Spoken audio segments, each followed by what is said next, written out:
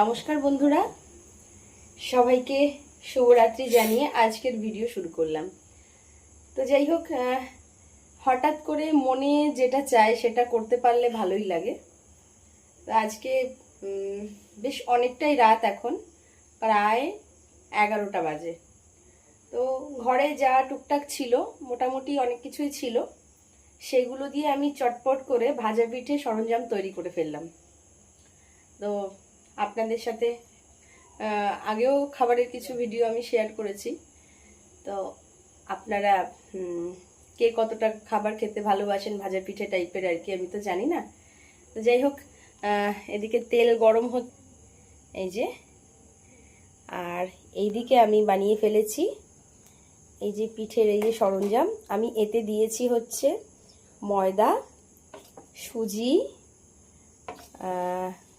গরুর দুধ আর আমুল দুধ, চিনি, এত কিছু দিয়ে আমি এটা ফেটিয়ে নিয়েছি।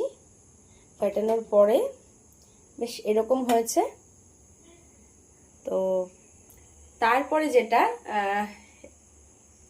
বানানোর পরে আপনাদের কাছে শেয়ার করব, আর ততক্ষণের জন্য একটু অপেক্ষা করবেন। আমি বানানোর প্রক্রিয়া শুরু করেই দিয়েছি, একটু অপেক্ষা, আবারও আসছি।